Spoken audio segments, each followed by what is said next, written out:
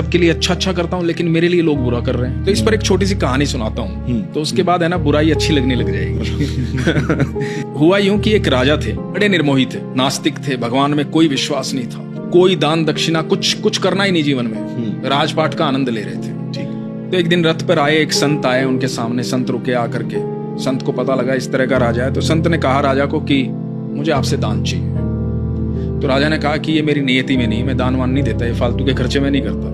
तो संत ने कहा कि पर मुझे आपसे लेना है। इन बातों के बीच में क्या हुआ कि राजा के घोड़े ने उसने लीद कर दी। तो संत ने राजा को कहा कि ये तो आपके किसी काम की नहीं है, तो आप यही उठा के दे दीजिए, पर मुझे आपके हाथ से लेना है कुछ ना कुछ। तो राजा ने कहा कि ये ऐसे तो पीछा छोड़ेगा नहीं, उठा के वो लीद अपने हाथ से दे दी कि जा। संत ने खुश होकर के उन्होंने कहा कि जा और बढ़े। अगले दिन सुबह राजा बालकनी में बैठे अपने राजमहल की, और बड़ी बदबू आ रही। तो सामने देखा कि लीद का पहाड़ बना हुआ है। वो हटवाया गया लेकिन वो फिर बन गया, बदबू फैलती जा रही है, समझ में नहीं आ रहा राजा के। तो राजा को ध्यान आया कि एक संत आया था, उसको घोड़े की लीद दी थी और उसने कहा था कि और बढ़े, तो कहीं इस वजह से तो नहीं बढ़ रही है।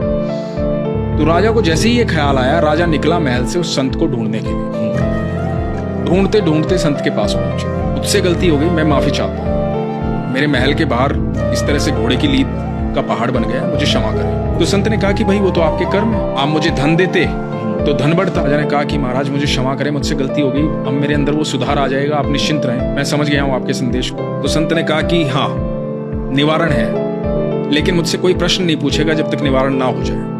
ओके। तो राजा ने कहा कि ठीक है, नहीं पूछूंगा। तो संत ने कहा कि जा अपनी प्रजा में कुछ ऐसा फैला दे कि लोग तेरी बुराई करने लग जाए। अब राजा वापिस आया, राजा ने बातें ऐसी फैलवा दी कि सब जगह राजा की बुराई हो रही है, सारी प्रजा राजा की बुराई कर रही है। इधर जब सुबह बालकनी में देखा तो पहाड़ जो है वो साफ हो चुका है, साफ हो चुका है। अब राजा को लगा कि हाँ ये तो पहले जैसा हो गया है, वही सुगंध आ रही जैसे पहले आती थी, कोई दुर्गंध नहीं आ रही। राजा फिर गया संत के पास। संत के पास जाकर के बोला कि महाराज पहाड़ तो साफ हो गया है, सब कुछ ठीक हो गया है, निवारण हो गया है, अब मैं प्रश्न पूछ सकता हूँ। तो संत ने कहा कि हाँ पूछो। बोला कि महाराज ये हुआ कैसे?